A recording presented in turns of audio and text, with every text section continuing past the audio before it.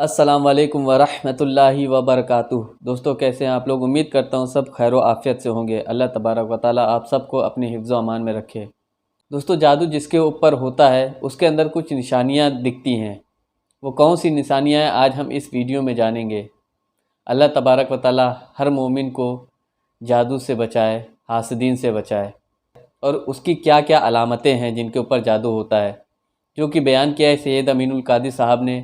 बहुत ही मालूमाती वीडियो है, इस वीडियो को मुकम्मल देखिएगा, आपको बहुत ही मालूमात होगी। बगैर देरी के चलते हैं अपनी वीडियो की तरफ। जब भी पढ़ा जाएगा दिल को सुकून मिलेगा। ये कुरान की खुसूसियत है। और कुरान पढ़ते वक्त जिसको घबराहट हो, कुरान पढ़ते वक्त जिसको घबराहट हो, समझ जाना दो में से कोई एक चीज है। या तो उस पर किसी ने जादू किया है, या तो उसका ईमान उसके सीने से निकल गया है। अगर उस पर जादू नहीं है और उसका ईमान मौजूद है तो उसको कुरान पढ़ते वक्त ऐसा लगेगा कि और पढ़ और पढ़ और पढ़। वजह ये है, बहुत खूबसूरत वजह है, उसको दिल के कान से सुन ले। बहुत खूबसूरत वजह है। देखो, जब कोई शख्स परदेश जाता है, वतन से बाहर जाता है। अभी तो दुनिया सिमट गई और मुट्ठी में हो गई है दुनिया, तो कहीं आने जाने की अब उतनी अहमियत नहीं रह गई है। पहले जब कोई बंदा वतन से परदेश जाता था, तो परदेश जब बंदा जाता था तो उसके वतन से खत जाता था, उसके घर से खत जाता था।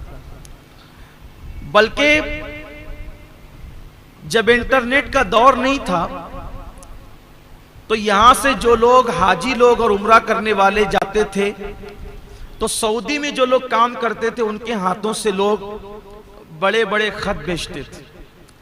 और वो सऊदी में रहने वाले लोग 300-300 किलोमीटर का, 500-500 किलोमीटर का सफर तय करके उन हाजियों से और मुअतमिर लोगों से मिलने के लिए आते थे कि हमारा खत दे दो, हमारी चिट्ठी दे दो, हमारा खत दे दो, क्योंकि घर से आया। और जब वो खत आता था तो इतनी खुशी होती थी, ऐसा लगता था कि जैसे हम अपने किसी बिछड़े हुए से मिल गए। और उस खत को एक एक खत को बार बार पढ़ने वाले पढ़ते थे। क्यों? इसलिए कि ऐसा लगता था कि वतन से चिट्ठी आई, अपने प्यारों का पैगाम आया है, ऐसा लगता था। और उनका पैगाम पढ़ करके सारे दुख दूर हो जाते थे, सारी जुदाइयों के गम दूर हो जाते थे। ऐसा होता था कि नहीं होता था? होता था। ठीक इसी तरह बिला तमसील, मिलाने के लिए नहीं, सिर्फ समझाने के लिए, हम भी परदेश में, यहां हम भी परदेश में हैं। हमारा वजूद दो चीजों का मुरक्कब है। हमारा वजूद दो चीजों का मुरक्कब है, एक हमारा जिस्म है और एक हमारी रूह है। तो जिस्म तो बना है यहां से और रूह आई है वहां से, परदेश से रूह आई है। तो अब चूंकि जिस्म यहां का है लेकिन रूह है परदेसी, तो अब ये रूह जिस्म के पिंजरे में बेचैन होती है, बेकरार होती है। किसके लिए? देश के लिए, वतन के लिए, यार के लिए। जहां से आई है उसके लिए फड़फड़ाती है, बेचैन होती है, बेकरार होती है।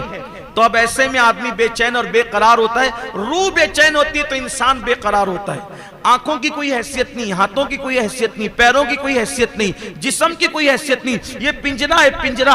और इसमें असल वो परिंदा है जिसे रूह कहते हैं। जब तक वो इंसान जिंदा है, जब तक वो इंसान काम कर सकता है, जब तक वो इंसान देख सकता है, जब तक इंसान बोल सकता है, जब वो रूह निकल जाए तो फिर कुछ नहीं बचता। तो असल रूह है, रूह की ताकत असल है। जिस्म कुछ भी नहीं है, ये मिट्टी है, ये पिंजरा है, पिंजरा कुछ नहीं कर सकता। बल्कि पिंजरे की जीनत और खूबसूरत और आबादी उस वक्त तक है जब तक कि चिड़िया पिंजरे के अंदर बोल रही है। जिस दिन की चिड़िया पिंजरे से बाहर निकल जाएगी, पिंजरा सुना सुना हो जाएगा। हम सफीरो बाग में हैं, कोई दम का चहचहा, बुलबुलें उड़ जाएगी, सूना चमन रह जाएगा, चमन की बागो बहार उन परिंदों से जो चहचहा रहे हैं। तो ये परदेश से आई हुई रूह है, ये बेचैन होती है तो पूरा वजूद बेचैन हो जाता है। मेरे अल्लाह ने रहम किया रूहों की दुनिया पर, मेरे अल्लाह ने करम किया रूहों की दुनिया पर। ऐ रूहो जाओ और जिस्मों के अंदर मुकीम हो जाओ। रूहों ने कहा होगा,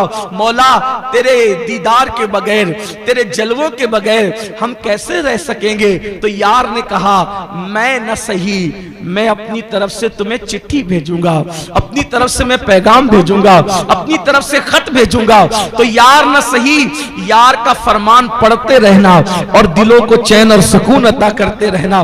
तो जब तिलावत कुरान की जाती है तो रूहों को सुकून मिलता है। रूह कहती है यार की चिट्ठी आई है, यार का पैगाम आया है, यार का फरमान आया है। इसीलिए इंसान के दिलों को सुकून मिलता है। मरने वाले के सराहने सूरह यासीन क्यों पढ़ते हैं? इसलिए उसकी बहुत सी हिकमतों में से एक हिकमत यह भी है, ऐ फड़फड़ाने वाली रूह अब अटक मत, इसलिए कि तू अपने देश की तरफ जा रही, परदेश से देश की, तो वो जल्दी से आसानी के साथ पूरे शौक से निकलती है वहां जब तिलावत कुरान होती। क्यों? जब यार का पैगाम इतना खूबसूरत है तो यार के हुस्न का आलम क्या होगा। तो उसी दीदार के शौक में रूह निकलती है। इसलिए कुरान पढ़िए और खूब पढ़िए। बल्कि आप सबसे कहता हूं, उस वक्त तक मत सोइए जब तक के कम से कम कुरान की एक रुकू नहीं पढ़ लेते। आज से अहद करते हो? कितने लोग अहद करते हैं? कुछ कहेंगे हमें कुरान पढ़ना नहीं आता। कोई बात नहीं, मैंने कहा ना, मौलाना तजम्मुल साहब ने कुरान रिकॉर्ड करा दिया है। हेरा इस्लामिक चैनल पर जाइए और एक रुकू रोजाना सुनिए, एक रुकू सिर्फ सुनिए। अगर नहीं पढ़ सकते तो सुनिए और सीखने की कोशिश कीजिए। अल्लाह ताला सबको तौफीक दे। तो दोस्तों, आपने वीडियो देखी, आपको बहुत ही मालूमात हुई होगी कि जादू के क्या नुकसानात हैं और जादू जिन लोगों पर होता है उनकी क्या निशानियां हैं। इस वीडियो को दूसरे मुसलमानों में भी ज़रूर शेयर करें। आप हमारे चैनल को भी ज़रूर सब्सक्राइब कर लें। हमारे चैनल पर इस्लाम से जुड़ी हुई बातें बताई जाती हैं, इन्फॉर्मेटिव वीडियो दी जाती हैं। तो इस चैनल को भी ज़रूर सब्सक्राइब कर लें। वीडियो को ज़्यादा से ज़्यादा शेयर ज़रूर करें। अगर वीडियो पसंद आई तो इसे लाइक करके कमेंट में अपनी राय ज़रूर दें। मिलते हैं अगली वीडियो में, तब तक के लिए अस्सलाम वालेकुम व रहमतुल्लाहि व बरकातुहू।